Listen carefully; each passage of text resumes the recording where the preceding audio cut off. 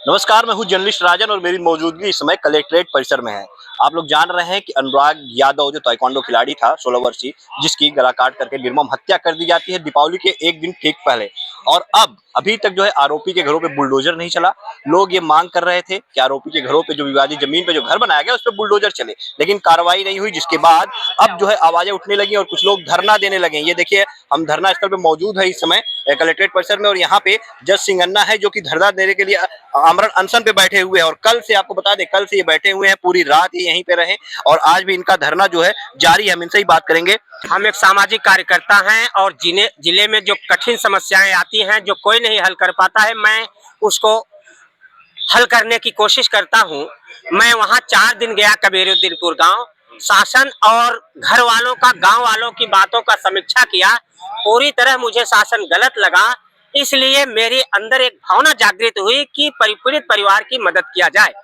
जिस परिवार हत्यारे के परिवार में जिलेटिन बरामद हो, 3 रिवाल्वर बरामद हो, 5 तलवारें बरामद हो, उसके ऊपर आप सामान्य ढंग से कार्रवाई करके सामान्य ढंग से जेल ले जा रहे हैं, ये कौन सा न्याय आपने किया? उसके ऊपर रासुका लगाई जाए और जेल से नहीं छोड़ा जाए। जब तक आप रासुका नहीं लगाते तब तक हमारे जनपद के हर व्यक्ति को न्याय नहीं मिलेगा। रासुका लगाने की बात कर रहे हैं और कप्तान ने भी कहा है, जी पुलिस अधीक्षक ने भी, कि रासुका की कार्रवाई की जाएगी, जो प्रोसेस है उसे आगे बढ़ाया जा रहा है और सभी आरोपी गिरफ्तार हो चुके हैं। अब क्या मांगे हैं आपकी? देखें, पुलिस कप्तान और डीएम दोनों में अंतर है, दोनों के विभाग अलग अलग हैं। हत्या हुई, पुलिस कप्तान ने गिरफ्तार किया, लेकिन डीएम का विभाग जो है, जा करके डीएम साहब केवल हड़कंप मचाने के लिए एक लेखपाल को एक थप्पड़ मार देते हैं। मामला 35-40 वर्षों से मुकदमे का चल रहा है, तो क्या वही लेखपाल जिम्मेदार है आज का? केवल अपना दहशत माहौल बनाने के लिए लेखपाल को हटा देते हैं और एक सिपाही को हटा देते हैं, थाना अध्यक्ष को नहीं हटाते। आज थाना अध्यक्ष को हटा दिया। आज 14वें दिन थाना अध्यक्ष हटाए गए। जनता का भीषण वार हुआ कि आपत्ति हुई कि आप क्यों थाना अध्यक्ष नहीं हटा रहे हैं।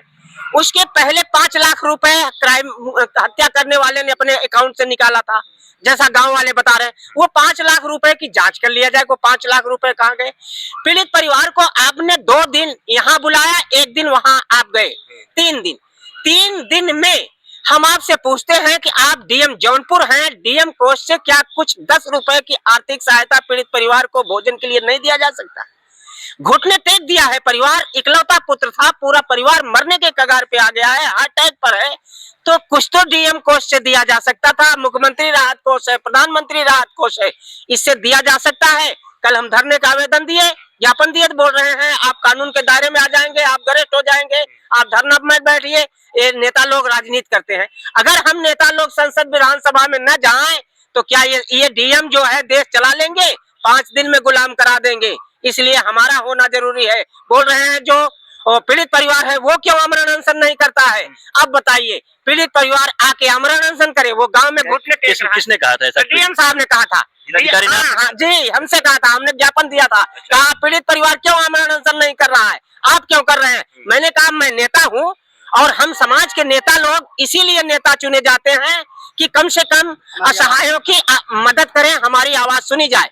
और हम चाहते हैं कि पीड़ित परिवार को एक सरकारी नौकरी दिया जाए, उसकी बेटियों को प्रधानमंत्री राहत कोष से, मुख्यमंत्री राहत कोष से, डीएम राहत कोष से 25 लाख रुपए की आर्थिक सहायता प्रदान की जाए। और जो जीएस बंजर नवीन परती की जमीन है उस पर तहसीलदार गए हैं, नाप लिए हैं, तो तहसीलदार का लाए हुए थे। मैंने कहा कि आपका विभाग 40-25 बार गया है, एसडीएम भी 10 बार गए हैं, 10 बार तहसीलदार भी गए हैं 40 वर्षों में, तो नापने की क्रिया ये चल रही है, तो केवल नापने से कैसे होगा? आप उसको तार घिरवा लें, आपकी जमीन है, और विवादित छोड़ दीजिए, नहीं बुलडोजर चलाएं, विवादित छोड़ दीजिए। जब न्यायालय निर्णय करेगा तब दोनों पक्षों में से कोई एक जाएगा, तब तक उस पर ताला लगा दिया जाए कि कोई इस घर में नहीं जाएगा। 2 मकान बने, एक नवीन परती में, एक जीएस बंजर में, और एक आगे कब्जा करने वाला है। तो कब्जा की जमीन ये जान के लड़ा बुझा रहे हैं और हम लोग चाहते हैं कि पीड़ित परिवार को एक शस्त्र लाइसेंस दिया जाए, क्योंकि वो 6 महीने बाद छूटेगा तो फिर वही आक्रमण करेगा। और इनको पूरे परिवार को समाप्त करने की योजना है, वो पूरी तरह तहलका मचा चुका है, इसलिए उसको अब छोड़ा न जाए। कल हमारे पास एसडीएम पवन यादव जी आए हुए थे 2 बजे। इसके बाद कहा कि आप नेतागिरी कर रहे हैं, आप उठिए, तुरंत उठिए, तुरंत उठिए। तो मैंने कहा मैं कौन नेतागिरी कर रहा हूँ, मांग ले रहा हूँ पीड़ित पक्ष का, असहाय है। बोले हम लोग सहायता कर रहे हैं। मैंने कहा क्या क्या सहायता कर रहे हैं? तो बोले ये आर्थिक सहायता के लिए मैं लिख रहा हूँ। मैंने कहा कागज दिखाइए। तब कागज मंगा के 5 लाख रुपए की आर्थिक सहायता की मांग पर दस्तखत करके शासन को उन्होंने भेजा हमारे बैठने पर। इसके बाद उन्होंने कहा मैं पीड़ित परिवार को एक आवास, एक शौचालय, एक सौर लाइट, एक नल दे रहा हूं। तो मैंने कहा कि माननीय जनता उपस्थित है, माननीय पत्रकार बंधु उपस्थित है, आप खुद न्याय करें कि पीड़ित परिवार जो है, एक इकलौता पुत्र मर गया तो उसका आवास क्या होगा अब आपके देने से, उसको हैंडपाइप देने से क्या होगा, शौचालय देने। वो तो खुद ही लिख के बोर्ड टांग दिया है कि हम किसी को दान देना चाहते हैं, ले जाओ, हम मड़ही में अब रहेंगे। तो इस तरह इन लोगों की योजना है कि एक अकेला पुत्र मर गया तब उसको आवास लिख रहे हैं, वीडियो आवास दे दो, वीडियो शौचालय दे दो। क्या लगता है अगर पहले से प्रशासन चेता होता तो इस तरह की घटना नहीं होती? सर प्रशासन चेता होता तो 40 वर्ष मुकदमा ही नहीं चलता। आजकल ये कह रहे थे कि हमारी 100% वो जमीन है, कब्जा किया है, और 40 वर्षों से किसी न किसी अधिकारी ने लिखा होगा कि आपकी जमीन है, तभी तो वो बेस तैयार है मुकदमे का। उसके कौन से बेस पे मुकदमा लड़ रहा है दीवानी में, वो तो खारिज हो जाना चाहिए था। तो इन्हीं लोगों की लड़ाई भिड़ाई है, और खासकर वो थानेदार और उस समय का माहौल खासकर उसको आवेशित कर दिया, और गांव में 10 लोगों को पाता उस दिन तो 10 लोगों को काट डालता। अच्छा, जिस तरह से आप भी बता रहे हैं कि आप भी परिवार के पास गए थे, 4-5 दिन आप भी वहां पे गए थे, मुलाकात किए थे। जिस तरह से परिवार ये मांग कर रहा है कि जो विवादित जमीन पे जो उसने मकान बनाया है लालता ने, उसको उसपे जो बुलडोजर चलाया जाए, और लेकिन कुछ लोग ये कह रहे हैं कि बुलडोजर नहीं चलना चाहिए। वो सत्य है।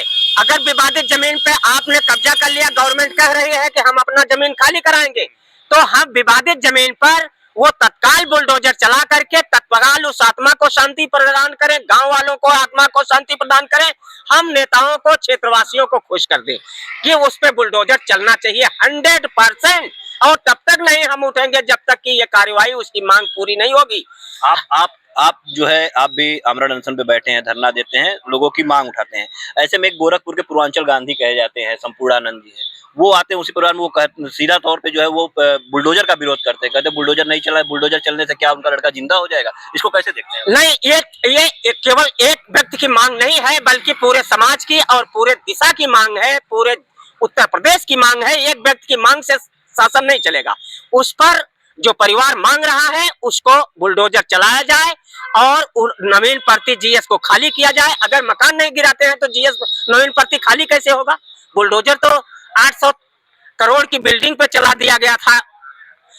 तो ये तो छोटा सा काम है ना, तो कैसे आप खाली कराएंगे? अगर बुलडोजर नहीं चलाएंगे जमीनियां कैसे पाएंगे? अच्छा, इसी क्रम में किसान नेता अजीत सिंह पहुंचते हैं और वो मांग करते हैं कि उसी विवादित जमीन पे अनुराग की जो एक प्रतिमा स्थापित की जाए और उसका इतिहास जो उस पे लिखा जाए, किस तरह से। इस मांग से आप कितना हम लोग अजीत सिंह के साथ थे। अजीत सिंह और हम लोगों ने एक साथ मीटिंग किया। मीटिंग करने के बाद इस निष्कर्ष में पहुंचे कि उस विवादित जमीन पे एक मूर्ति सर कटी, सर अलग हो, धड़ अलग हो, दोनों प्रत्यक्ष रूप से स्थापित कर दिया जाए। इसके बाद जौनपुर की किसी एक स्टेडियम का नाम अनुराग यादव स्टेडियम रखा जाए, और क्योंकि वो अंतरराष्ट्रीय खिलाड़ी है और भारत का भाग्यवान खिलाड़ी था, अस्त हो गया, सूर्य अस्त हो गया, इसलिए जौनपुर में एक स्टेडियम का नाम अनुराग यादव स्टेडियम रखा जाए।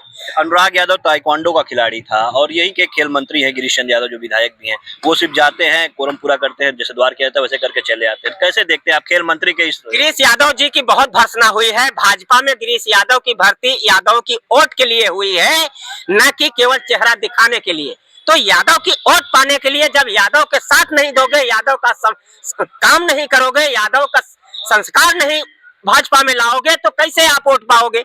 इसीलिए गिरीश यादव अपना जौनपुर सीट हरवा दिए, हार गए, उनका कोई अस्तित्व नहीं रहा।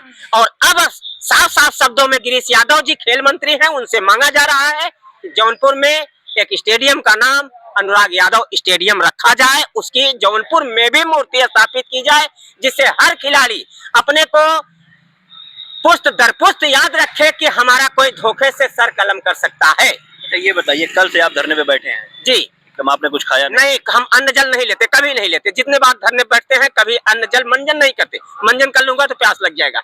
हमारी एक मांग और है, जिला स्तर पर जितने भी गांव हैं उसमें जितनी सरकारी जमीन है, एक अभियान, विशेष अभियान जिला मुख्यालय से चलाया जाए और अगर सरकारी जमीन को चिन्हित करके बाउंड्री वाल या तार घेरा दिया जाए, खमियां गड़ा दिया जाए, तो हमारा 70% मुकदमा दीवानी न्यायालय कोर्ट कचहरी से बंद हो जाएगा।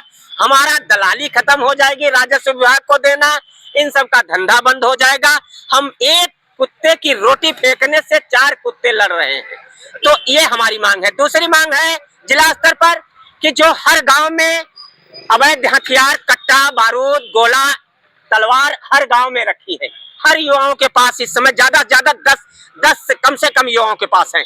एक इंटेलिजेंस अधिकारियों की टीम बनाई जाए, इंटेलिजेंस अधिकारी हर गांव में छापा मारेंगे, जिसमें थाने की पुलिस नहीं होगी, क्योंकि थाने की पुलिस सबको जानती है तो वो बता देगी।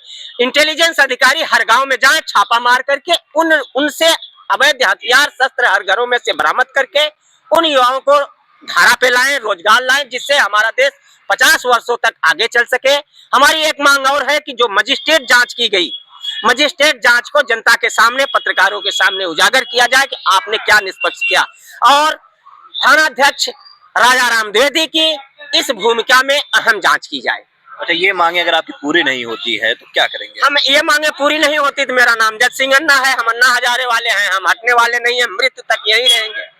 हम तो कभी नहीं हटे हैं, किसी भी मांग पे नहीं हटेंगे और हम शांतिपूर्ण आंदोलन करते हैं। मुझे भीड़ भाड़ अच्छा नहीं लगता। कल अजीत यादव भी आ रहे हैं, नेता अजीत यादव भी आएंगे और अजीत सिंह भी कल आ रहे हैं। तो हमारी मांग अकेले चलती है। हमने बहुत से नेताओं को आज दिन भर मना किया, कल भी मना किया कि हमको अकेले लड़ने दीजिए, इसके बाद मीडिया लड़ेगी।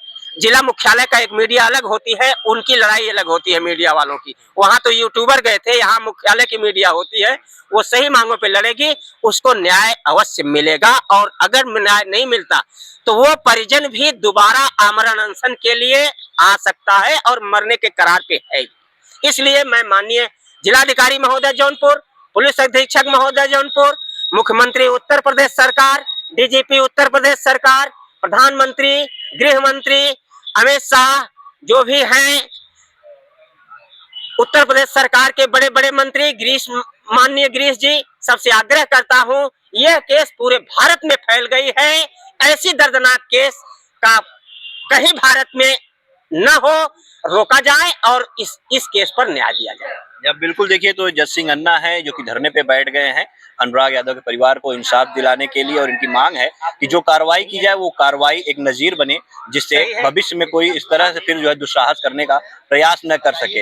इनका ये भी कहना है कि अगर मांगे पूरी नहीं होती तो ऐसे ही आमरण अनशन पे बैठे रहेंगे। और आज ये अकेले हैं और कल को बता रहे हैं कि कल इनके साथ जो किसान नेता है अजीत सिंह, वो भी धरने पे आने वाले हैं। तो निश्चित तौर पर आज ये अकेले चले हैं, कल इनका जो काफिला बढ़ सकता है और लोग अब साफ तौर पर देख सकते हैं कि अनुराग के परिवार को इंसाफ दिलाने के लिए सड़कों पर उतरना शुरू कर चुके हैं।